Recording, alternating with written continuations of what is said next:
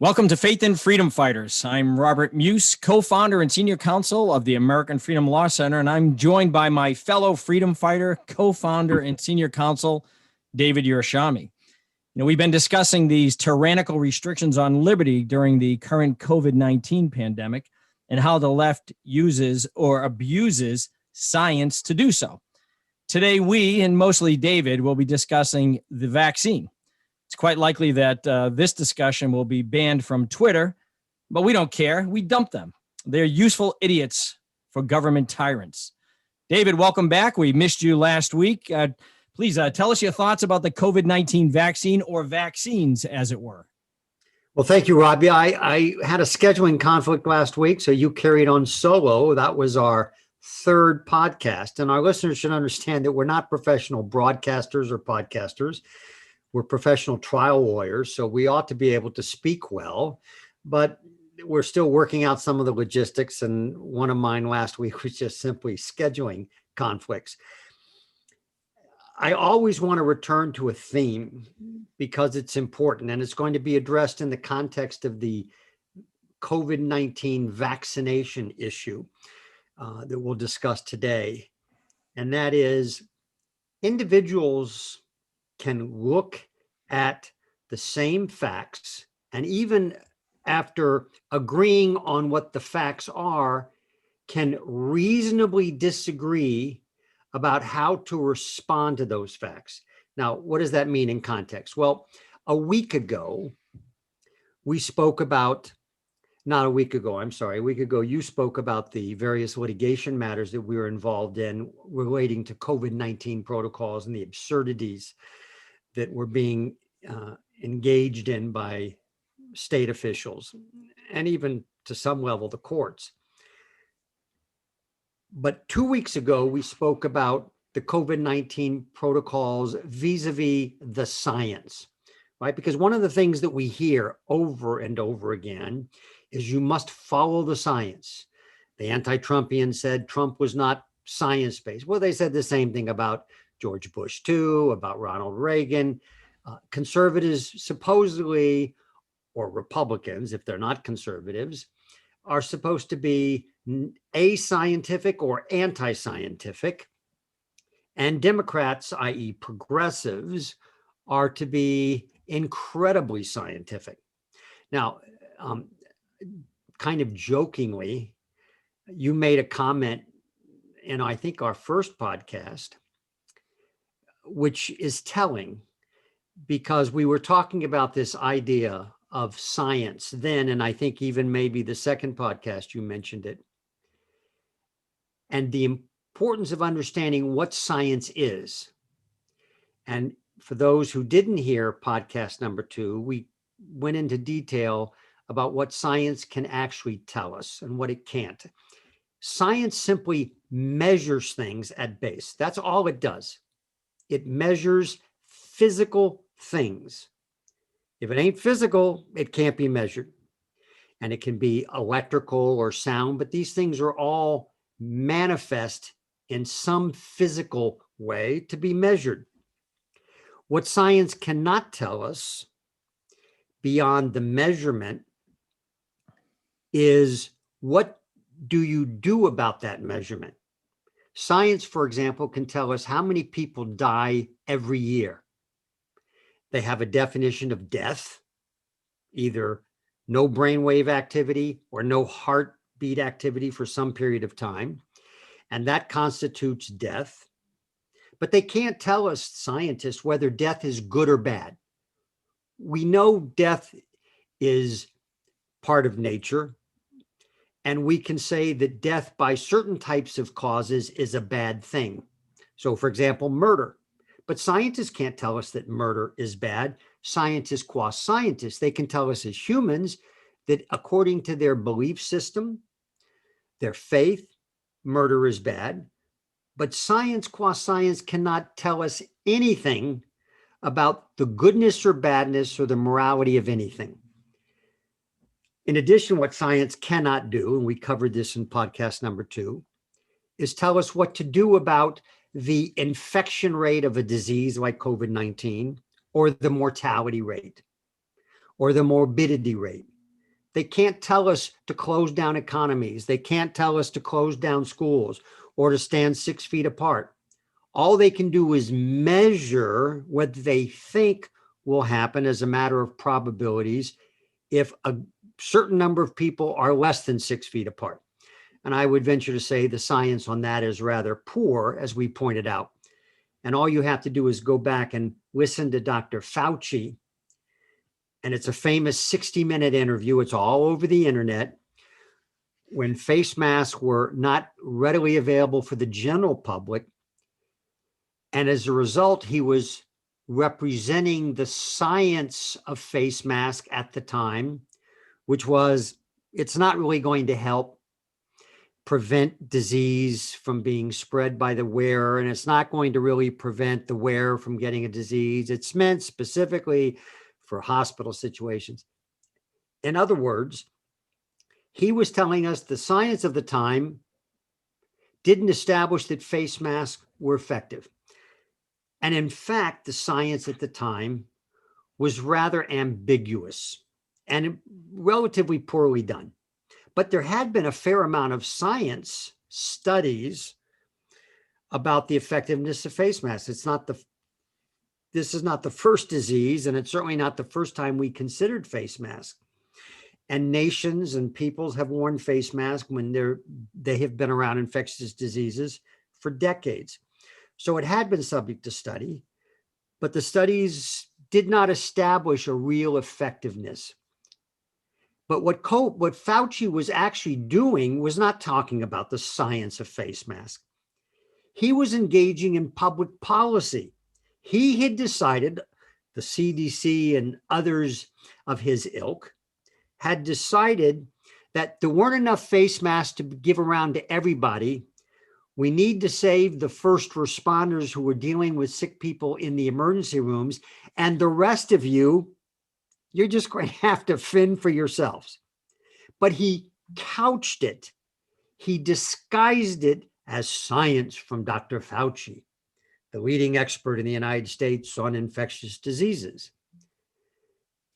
He wasn't honest. So later, when face masks become readily available, the science is still no good. The CDC decides to do a 180 and say everybody should wear face masks.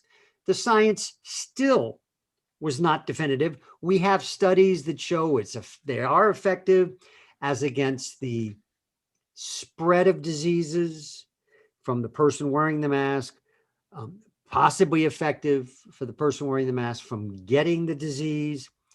But we have studies that show no effectiveness. It just isn't clear. And the reason why is because the protocols across the board, the studies that look at the meta-analyses, meaning the studies that look at various studies, find that the sampling, the different kinds of masks, the different protocols for what they're measuring and how they're measuring are so varied among studies that to really say definitively, scientifically, that there is a X percentage likelihood of the effectiveness of face masks is just impossible. So, I want to add one thing to this, this point. One of the studies that we had mentioned when we talked about the face mask, so there was a recent and comprehensive one that was published in the Annals of Internal Medicine conducted at the University of Copenhagen in Denmark. And there it found, and they had a relatively significant sample size. And the number of some wore masks, some didn't wear masks. And the infection rate between the two was statistically insignificant. And the head of the lead author of the published study said publicly, quote, "Our study gives an indication of how much you gain from wearing a mask. Not a lot," end quote. But, there's a couple points there because, what qualifies as a legal mask, as it were, under these mask mandates. There's so many different types, and you can just look around and you see people wearing these craziest looking things that qualify as a mask. And so how do you measure that? But there's one other component of of how this has been politicized, not only amongst the politicians, but if you're a researcher and you come out and you say something or a study that is against what they consider to be the norm, which is typically the left-wing position on these things, these people get lambasted and they're constantly having to backtrack and qualify what they said. So science has been politicized not only by the politicians, but by scientists themselves and by these universities and these other, because a lot of them rely on research dollars. A lot of these universities are run by, left wing progressives who have a certain worldview that doesn't coincide with, for example, mine and yours in many respects. And so they steer science in a particular direction as well. So that's a whole nother layer of how science is politicized, is not only by the politicians, but by the scientists themselves and the universities they work for and the research agencies they work for and so on. So it's pretty messy. And this COVID-19 has really exposed it, I think. Right. And let's drill down. We're going to get to the COVID-19 vaccination, but let's drill down on this aspect of science because it is critical. And just so people understand, they should verify what I say is true or false. And then they can take my judgment, my opinion about those facts and measure it for themselves. But to understand that I'm a trial lawyer, as you are, Rob, I have a degree in public policy, and my work in trial and the legal profession has been in part to examine public policy and determine whether the underlying factual predicate for the public policy, scientific studies, were done properly, with proper experimental protocols, with proper populations so that there's no selection bias, with proper statistical analysis. That is what I do.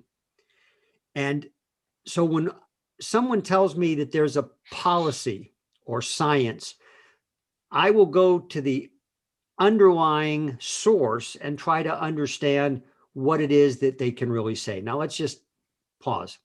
So the study from Denmark is a single study. Now, in science, we all know, or we should know, that a single study will not negate the effectiveness of masks. This study, which was a fairly robust study, seemed to negate the effectiveness.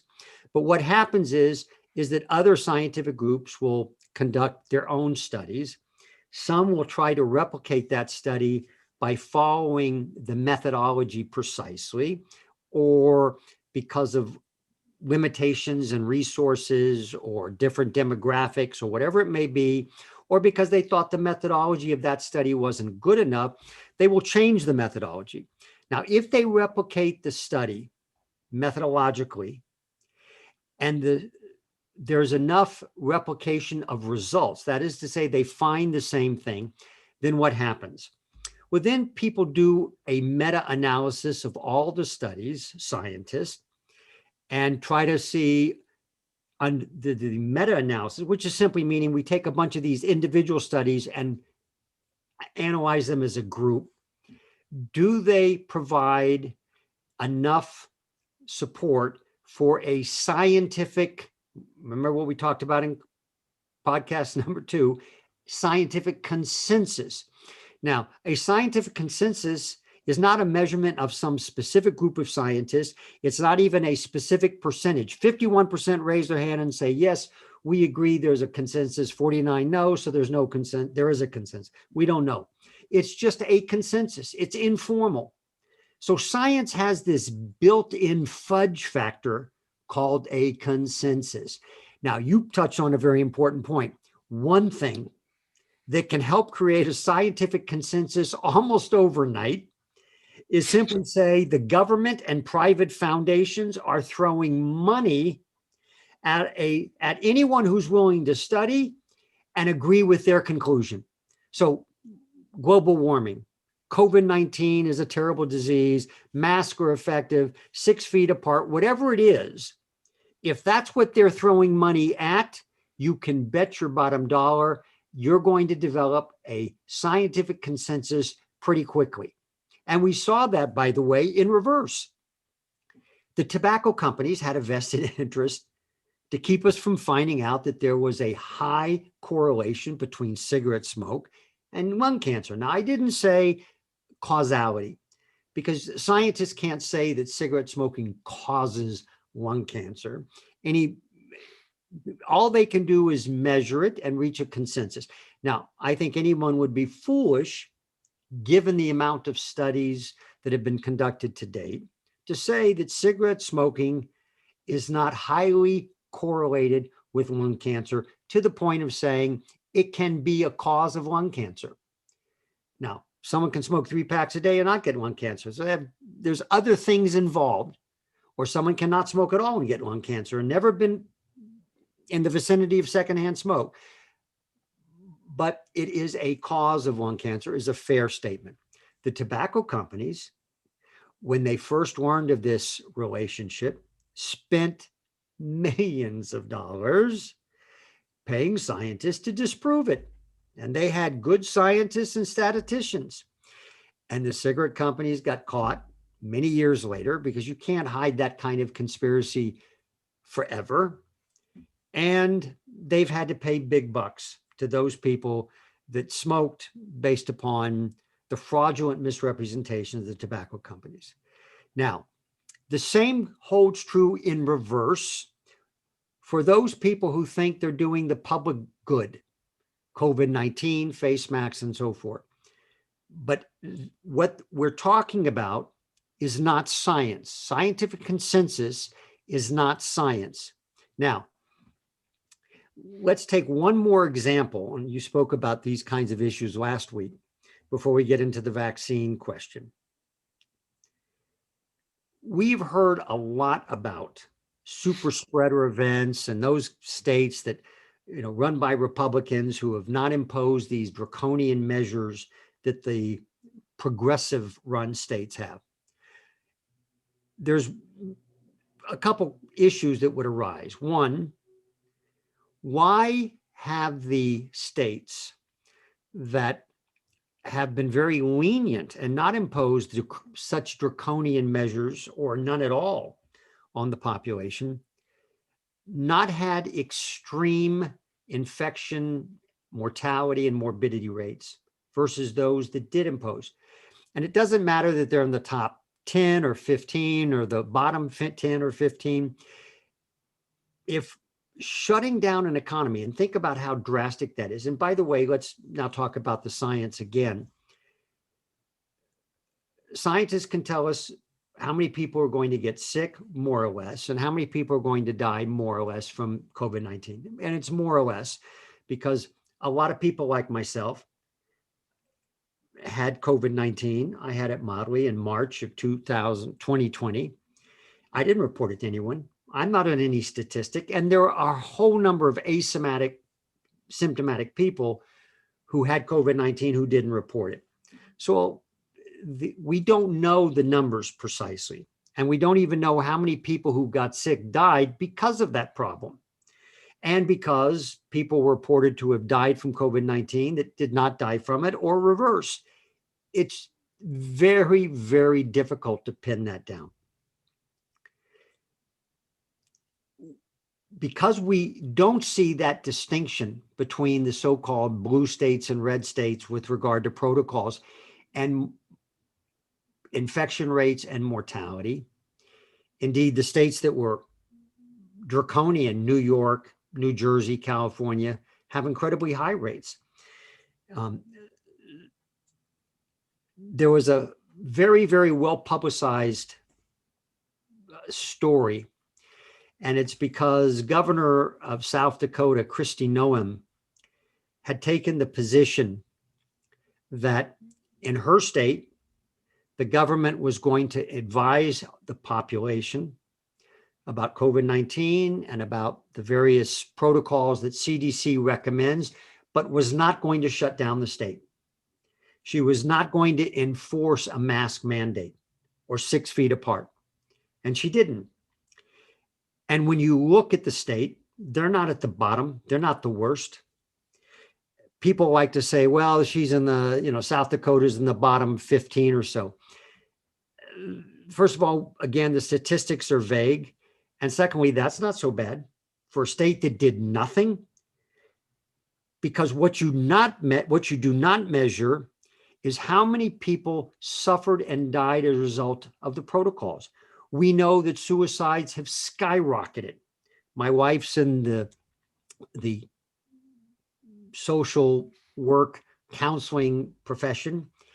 And she's dealing with families and young children, young girls, young boys, high school age, junior high age, at a phenomenal rate that are either suicidal or have committed suicide.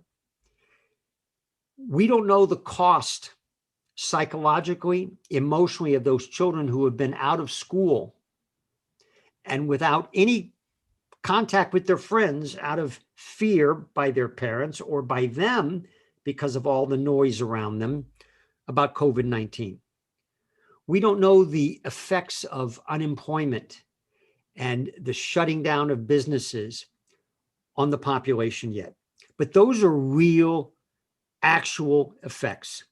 So if you're going to tell me that South Dakota, under very vague statistics, was in the bottom third, New York was also down there, but the difference in quality of life between the two states was incredible.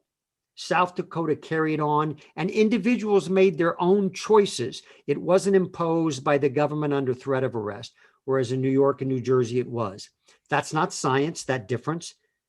That's public policy based upon the same basic facts.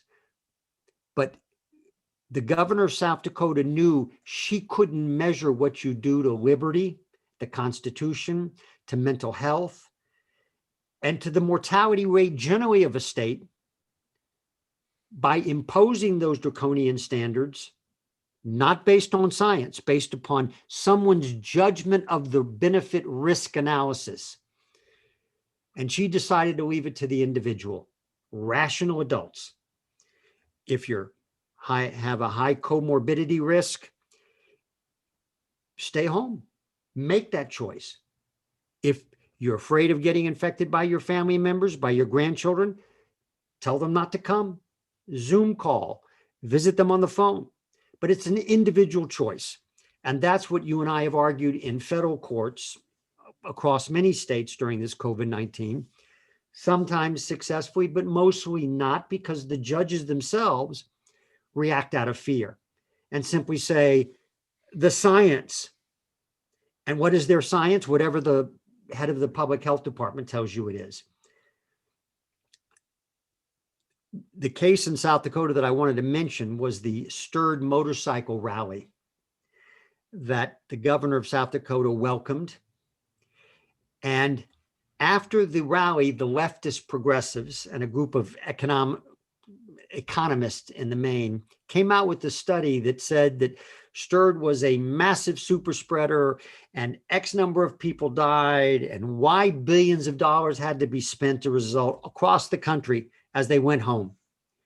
Well, when you actually looked at the study, as some researchers from Harvard did, they found that the methodology was poor.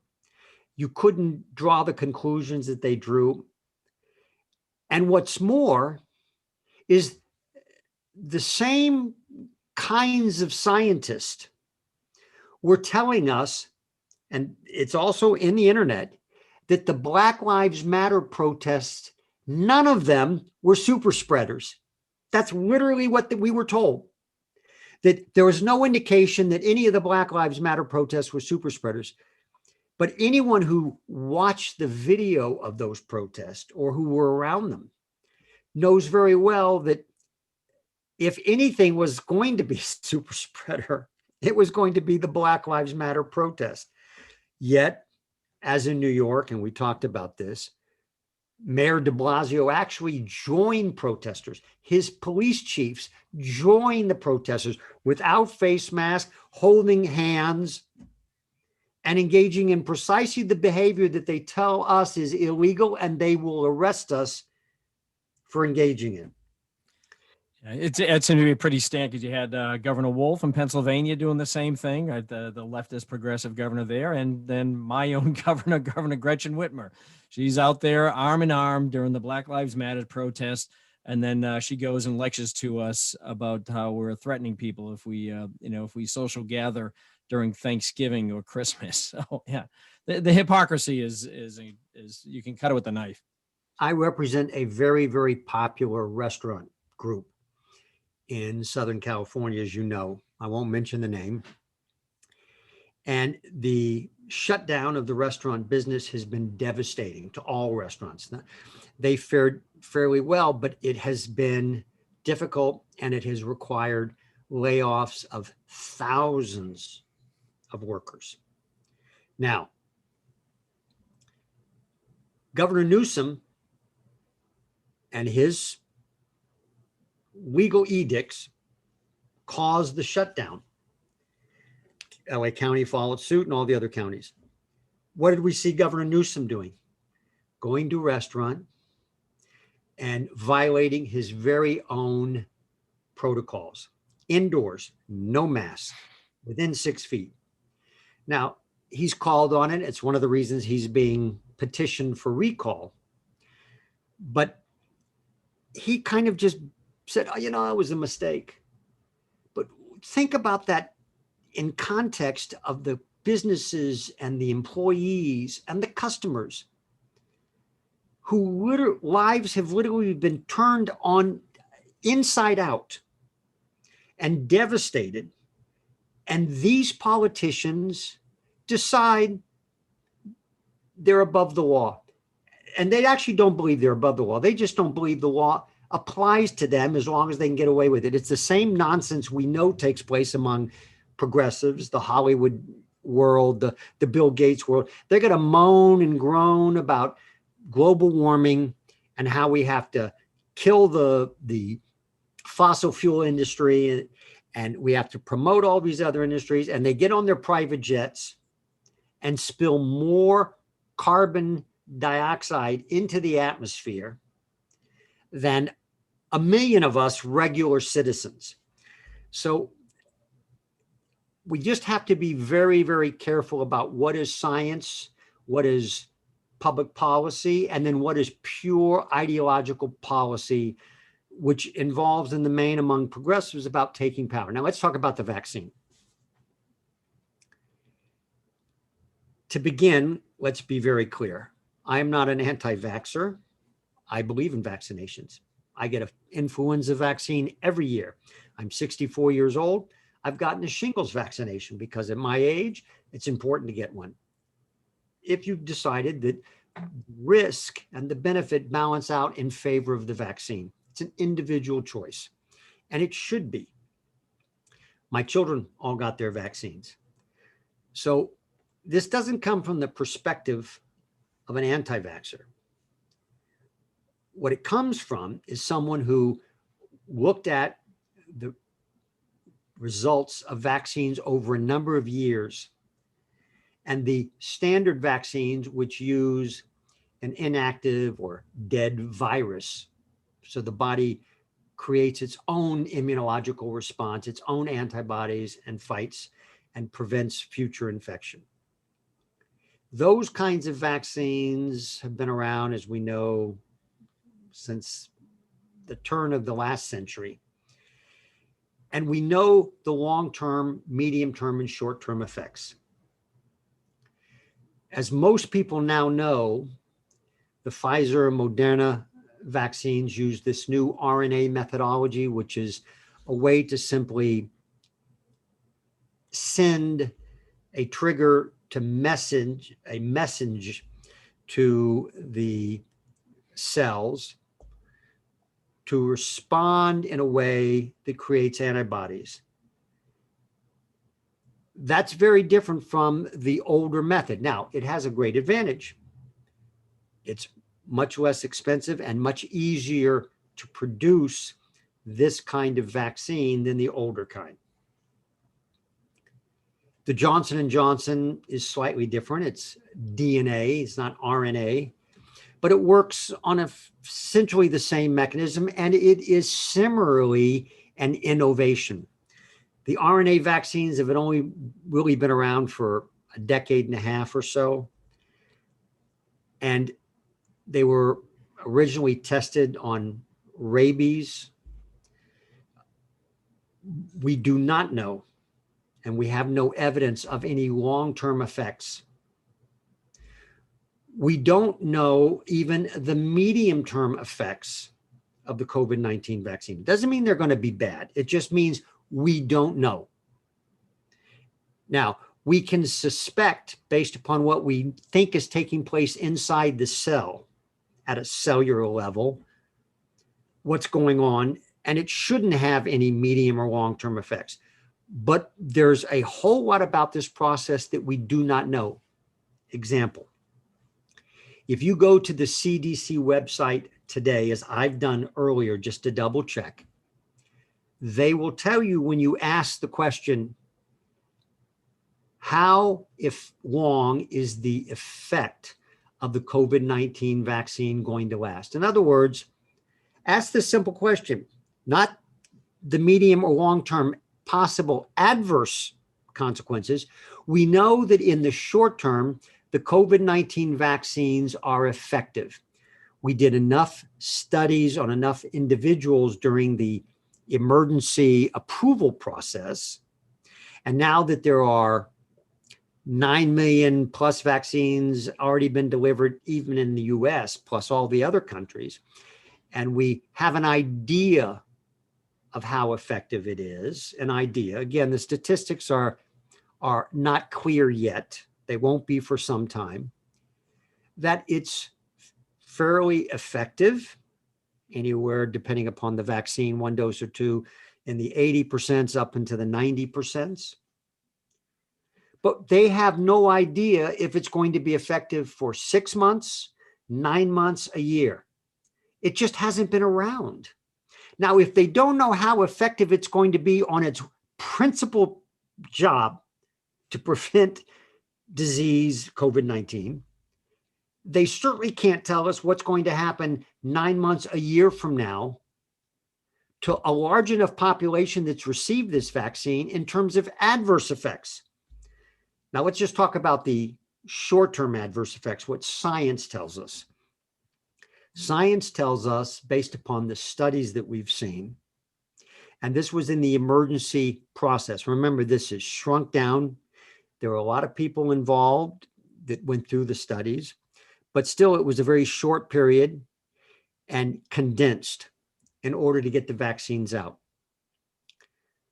We know there's the typical vaccine reactions. You can get fever, you can get dizziness, you can, get fatigue, you can get muscle aches, obviously the pain wherever you're getting the shot. Those are kind of standard and one expects, and the numbers don't appear out of the ordinary. We also know there can be an allergic reaction, and that can vary. Statistics will tell us that they occur generally within this time frame. Now, there have been this is what the CDC tells us as of this morning, no reported deaths anywhere from the vaccine. But what does that mean? When you actually look at the language, what it means is you're starting with the population 9 million plus. 9 million is in the US. I don't know the world numbers right offhand, but they're much higher, have had the vaccine.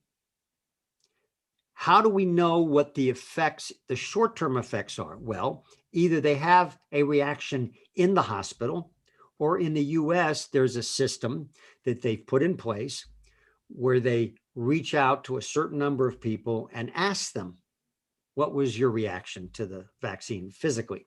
And they're told, and it's put into the database.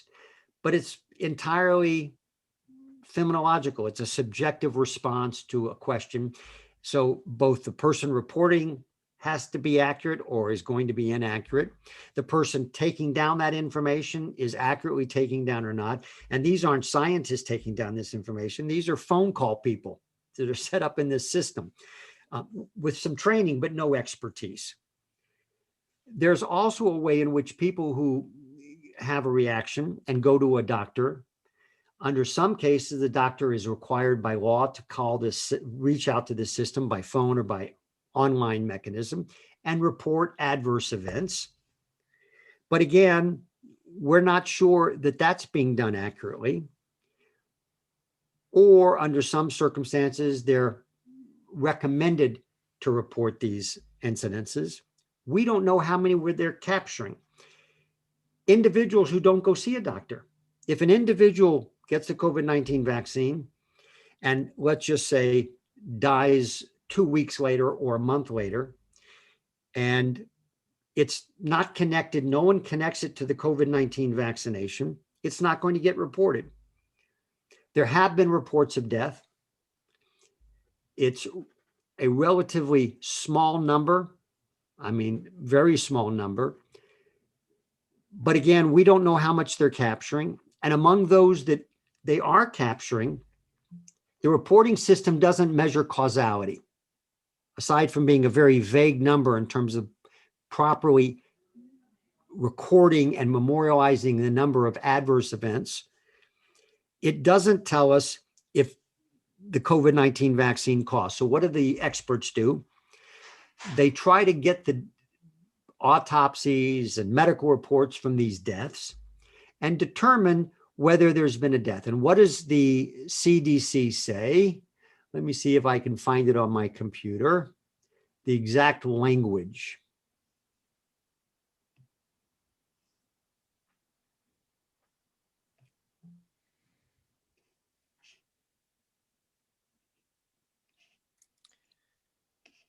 Have you seen I've heard, and I haven't done a drill down the numbers. Have you seen an increase of adverse effects upon a certain population? I had heard somewhere that like young females, for some reason, may be having a greater adverse reaction to to the virus than even the elderly population.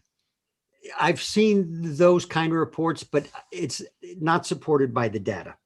But we're going to talk about the risk-benefit analysis that an individual should undergo or could undergo, not should, but in my view, should undergo. But I couldn't find it quickly. But in essence, here's the language of the CDC. As of today, there is no known causal link between COVID-19 and mortalities, death. COVID-19 vaccine. And what is that based on? It's simply that they looked at medical records and autopsies, and out of over 1,000 deaths, and could not determine that there was a cause from the vaccine. But what does that mean? It means nothing, literally nothing, because as a scientist, you can't even make a correlation if you're not studying a large enough population group with some kind of controls. These are just subjective reports. And if you have someone dying from a heart attack and someone dying from an embolism and someone dying from a stroke after having a COVID-19 vaccination, and you say, well, I don't see any other heart attacks, or I don't see enough heart attacks after all these, and I don't see, but you haven't studied it. So maybe it is the COVID-19 vaccine that's causing all three kinds of responses. Maybe not, probably not, but science doesn't tell us. Now, given the fact that the numbers are so slow, what is the analysis that a rational person would undergo?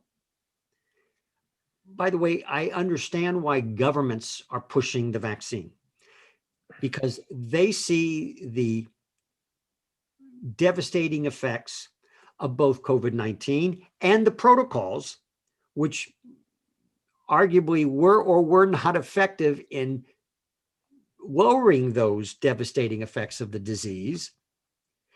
And they say the risk benefit, given that we know that the COVID vaccines are effective in the short term, let's get everybody vaccinated so we can open up our economies. But what they don't know, by the way, and we've already mentioned, is how long will these vaccines be effective? Are we going to have to revaccinate people in 6 months? Is it going to be like the flu, where it's once a year, once every 2 years? We have no idea, none today. And that's what the CDC tells us. Secondly, governments do a very poor job, and bureaucrats, of thinking down the road 5 years or 10 years, because they're not going to be held responsible. The bureaucrats and the public policy machinery that inform the governors and the mayors about what to do 5, 10, 15 years from now, no one can point to them and say, you pushed vaccines, but now we see long-term effects.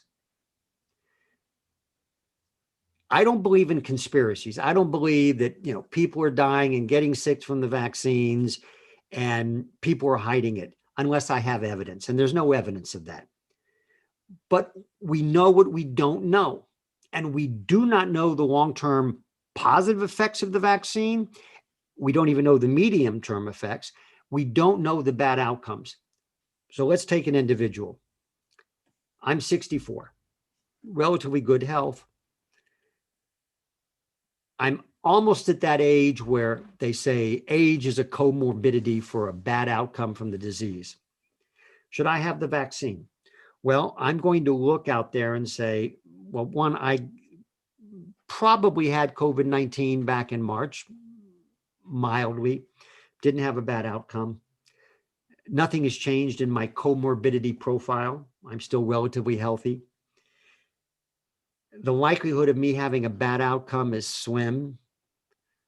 I still have enough of a life ahead of me to think about medium and long-term effects, not as much as someone who's 25 or 30. I don't know what this vaccine is going to do to people 5 years, 10 years, 20 years from now.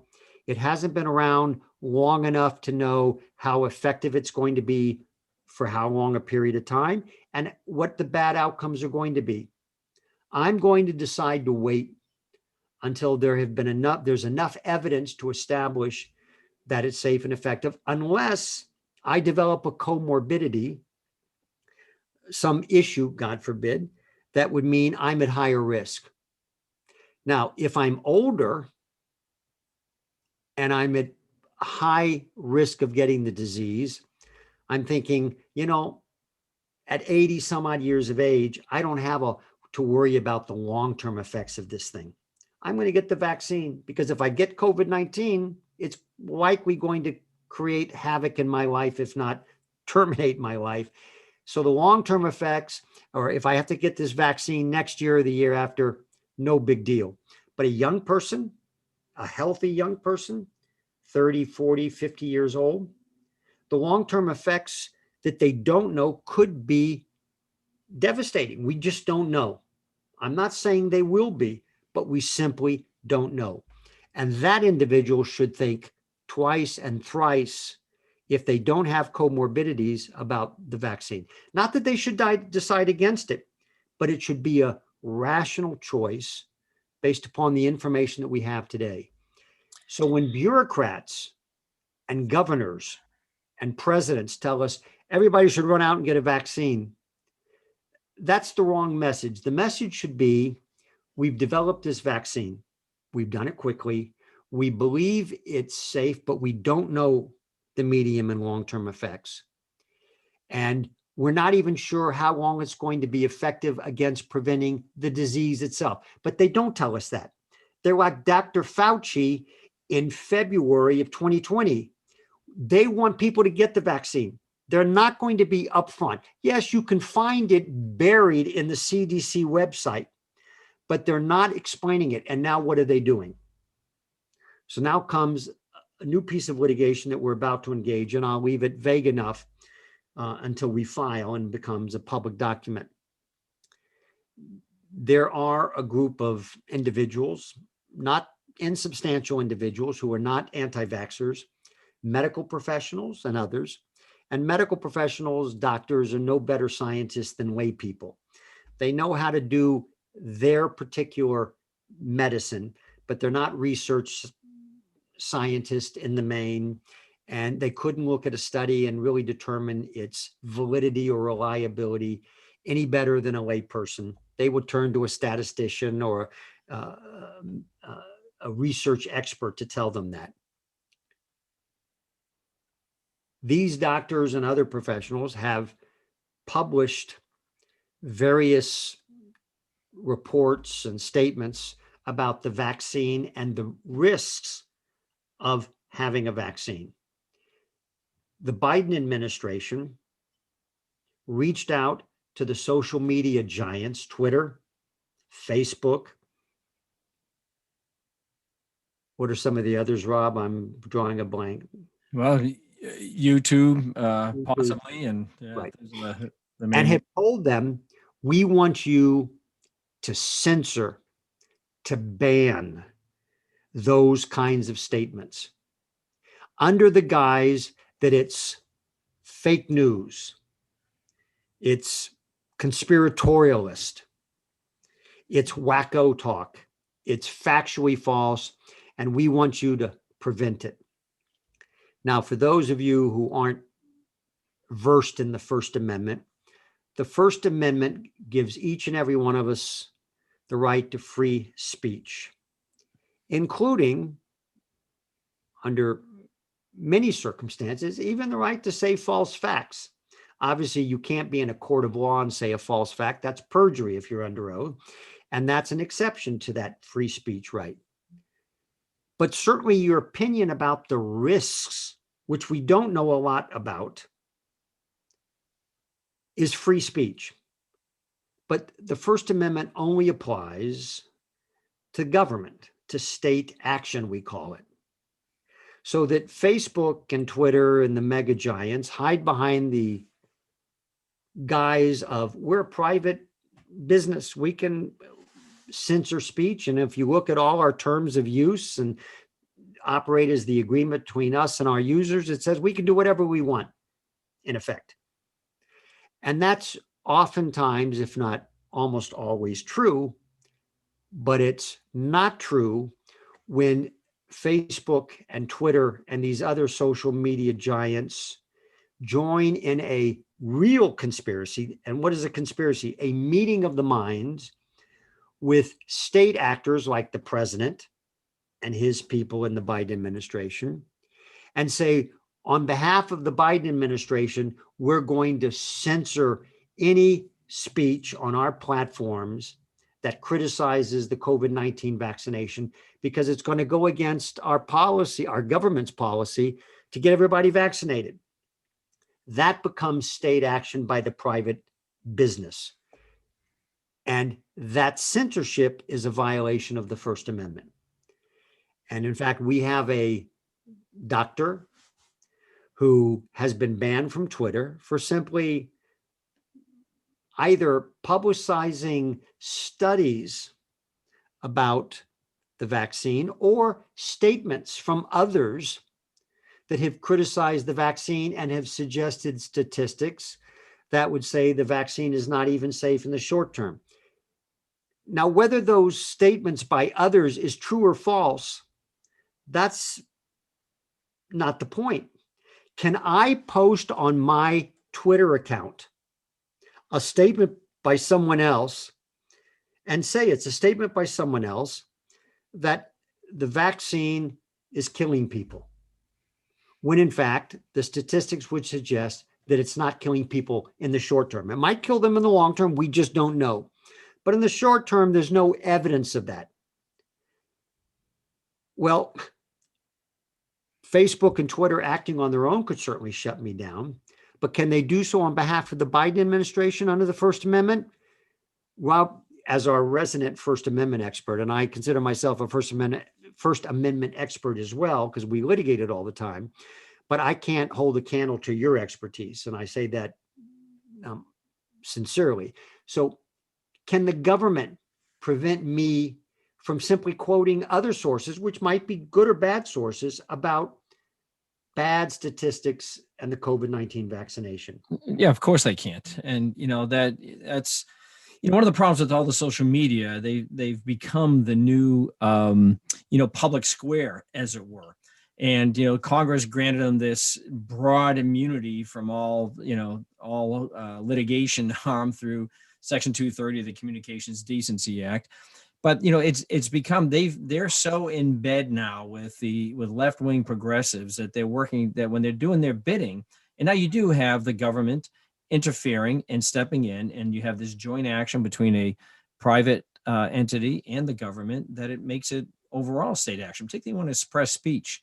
And I want to, and to that point, why do we think that the government is the one that holds all the truth? I mean, my goodness, look at what Cuomo's going through in New York, because he cooked the books, because he's given us the false data. The entity that I probably trust the least to give us correct data is the government, who has a vested interest in promoting its particular policies, right? So the fact that what the CDC might say or what the government might say about the vaccine, unfortunately, the way everything has been so politicized, I personally don't trust what the government's saying, and I think it's the more voices that are heard, hopefully more of truth can come out of that. But the way the left's view of this is, look, we hold the truth. It's whatever we want it to be. The science is whatever we want it to be. We will make the science consensus, and we will tell you what it is and we'll tell you in a way that supports our policies. And oh, by the way, if you say something different from that, we're going to shut you down. You know who does that? Communist China. Does that? Tyrants. You know where that happens? That happens in Russia. I mean, that does not happen in the United States of America. And this whole COVID-19 crisis is a constitutional crisis, is where we are, and that's where my greatest concern. And talk about the risk analysis, and I've seen stories that the teachers unions and stuff want all the children to be vaccinated before they'll go back in. Kindergarten through whatever 5th, 6th grade. How many, like I know Pennsylvania because we have litigation there. How many children 9 and under have passed away, at least that they have statistics for in the entire state of Pennsylvania, the tens of million people that live there?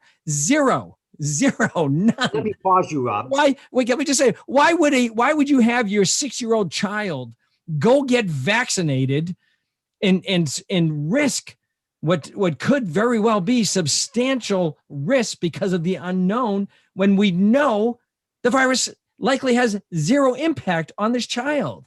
Right. But yet you say that, right? Me saying this would get this program banned from Twitter. And even more critically, against the teachers unions across the country and the national union, is that the CDC tells us today, and the FDA with the emergency use authorization, that there weren't studies of significant number of children under the age of 16. If you're under the age of 16, it's recommended you do not get vaccinated because there hasn't been any studies. Yet the unions are pushing for these kids to be vaccinated. I mean, what is the logic of that? Now let's come back to your point. By the way, Como, his name is pronounced Cuomo. You pronounced it Como. He once got very upset at someone and berated them. I'll keep calling him Como then. Yeah. Like like your articulation of what was it, the May 5 festival or whatever it is. Cinco de Mayo or de Mayo, whatever it is. Rob used his Boston accent, Cinco de Mayo, and got criticized by a judge that it was Cinco de Mayo. Whatever. Whatever. So Governor Cuomo, normally we would say to anyone like Rob or I that if you don't believe the government statistics, you're a conspiratorialist. It's irrational, Rob. Yet we now see that Governor Cuomo, if he had been president and he had been doing what the Biden administration is doing right now, he would have said anyone who talks about COVID-19 deaths in New York or anywhere else in nursing homes as a result of my orders is to be banned. Absolutely, he would have said that. Yet we're now finding out, irrespective of whether or not his order caused nursing home deaths, there can still be a debate. How many deaths were caused by shipping back hospitalized COVID-19 patients to the nursing homes, and how many were caused by staff members or families that came and visited them? We don't know the answer to that yet, to be honest. But the fact is we do know that he consciously decided, along with Mr. Zucker, the head of his health department, the Dr. Fauci of New York, who Cuomo said publicly after he was outed with all this, well, I would have had Dr. Zucker take care of my own mother, as if that's to convince us. That these two characters fudged the numbers purposefully at a time when Governor Cuomo was entering into a contract to write a book in which he got paid in advance of somewhere close to $1 million. And when he was being paraded around as the new Messiah in contradistinction to the new Satan, Donald Trump, by the media and all the other public policy analysts. And got an Emmy Award. I think he got more than one. You can't make this stuff up. He's writing a book about being a leader during COVID, right, and he gets an Emmy Award before it's even done. Before we even know the end statistics, in a state, by the way, that was always at the top of deaths and mortality, even though he imposed the most draconian measures of shutting it down, except, of course, against Black Lives Matter, and then except, of course, against our client. When we sued him and he had to justify his behavior, he said, no, I don't enforce this stuff. And Mayor de Blasio said, no, we're not going to enforce it against Ms. Geller, your client, but we're going to enforce it against everybody else. The absurdity of it all. So when we talk about the vaccine, I understand the emotional impact of these closures, but think about what they've done.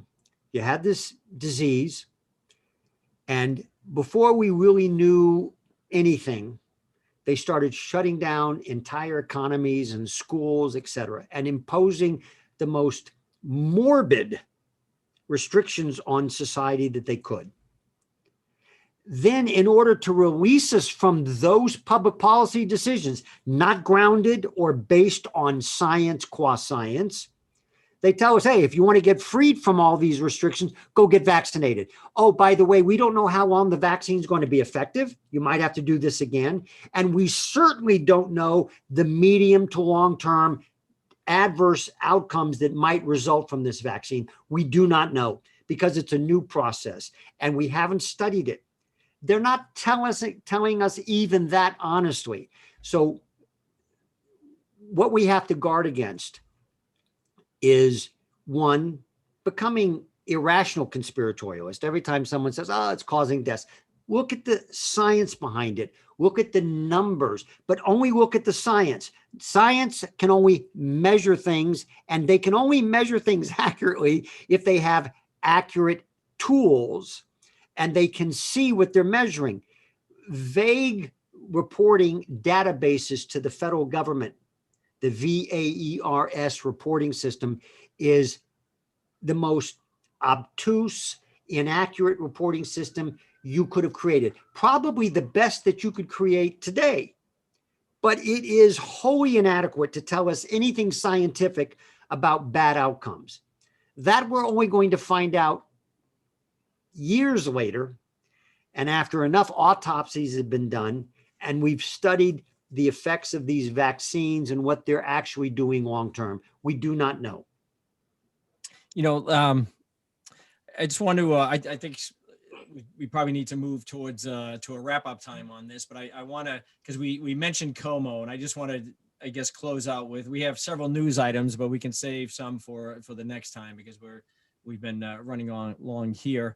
But we talked about Como, and I just want to bring up the two news stories we were going to discuss, and we already kind of broached it with the nursing homes. And this is a paragraph from out of an article written in National Review by our good friend Andy McCarthy. Just to put it in context, Como in the nursing homes, right? This guy who is the great leader. One of the things I love when you see here, you see how loyal these left-wing progressives are. They're all tyrants. They all want power. As soon as they see weakness in Como, you have de Blasio, who doesn't like him anyways, the mayor, another left-wing commie leader. He's attacking him. And even Como's attorney general, who apparently has political aspirations. She sees somebody wounded that she wants to take down. So it's funny watch. It's a progressive.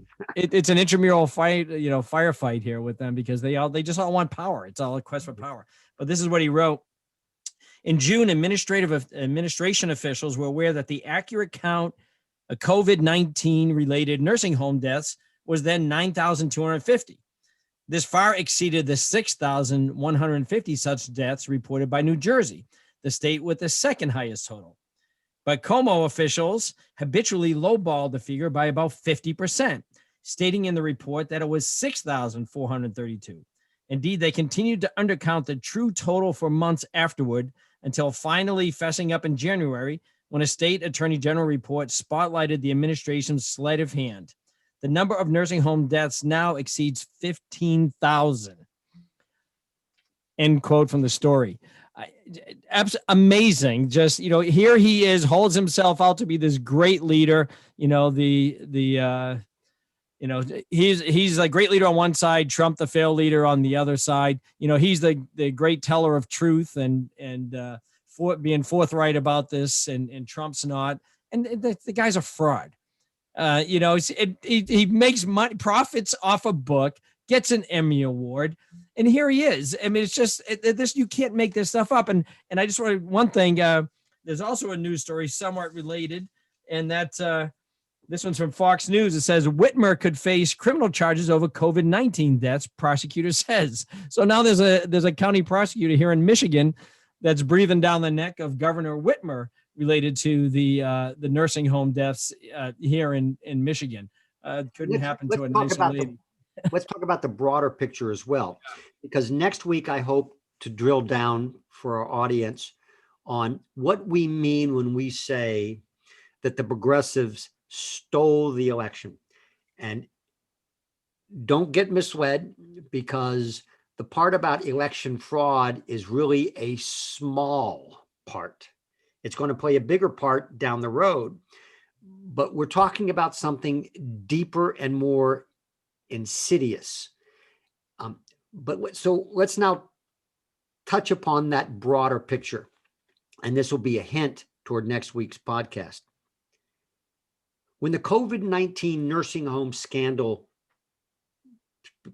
started to become public, and it started with the kind of right-wing, yellow journalistic, it's a scream newspaper, the New York Post. For those of you not familiar with New York, the New York Post is kind of the right conservative. It's not really conservative. It's just scream, and it's anti-leftist. The New York Daily News is hardcore liberal. The New York Times, of course, hardcore liberal. The Wall Street Journal used to be reliably conservative and factual in the news stories, but that's less so under Robert Murdoch's ownership, the same family that owns Fox News. It has taken a kind of anti-Trumpian approach in many respects.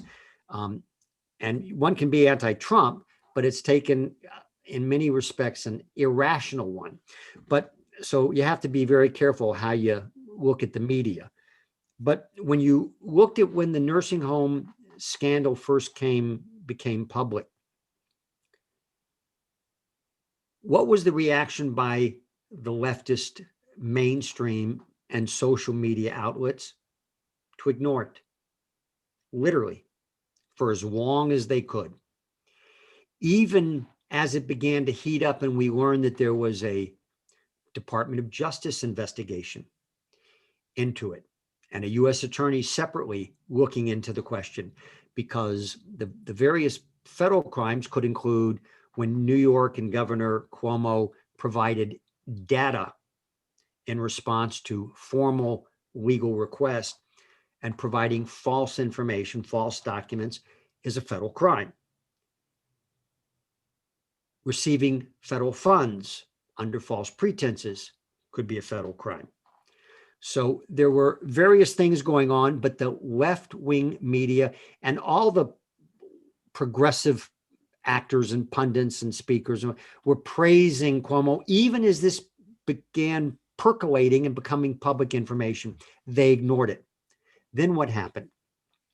Then you started having women expose Cuomo for the sexual predator that he is. Now, everyone in New York knows, just like everyone knew who Donald Trump was.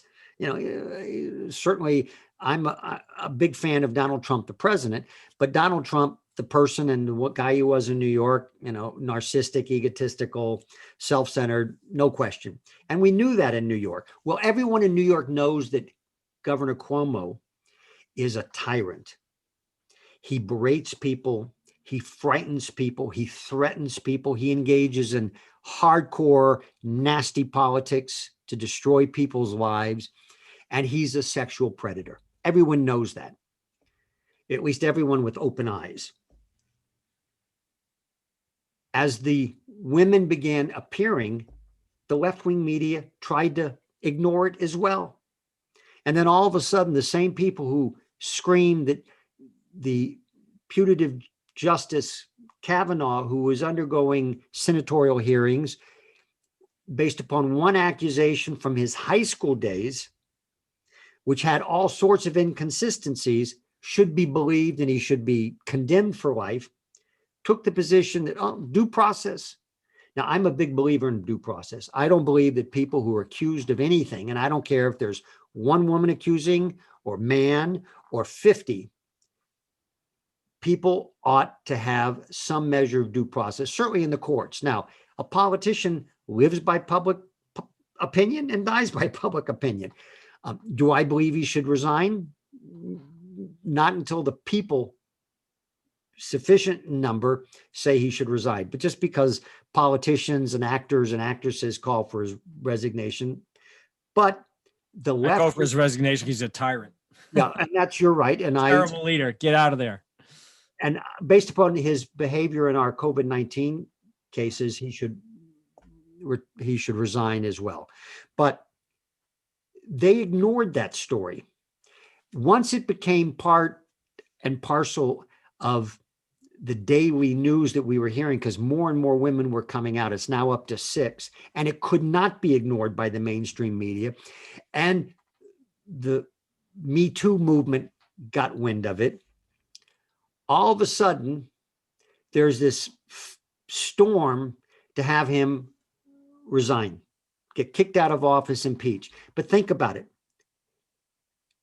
When he's fudging data about deaths, when he's possibly issuing orders that cause deaths and then covering those up, there's no call for his resignation or for impeachment.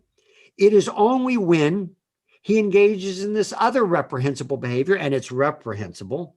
Sexual predators are reprehensible, but it doesn't compare, quite frankly, to murder.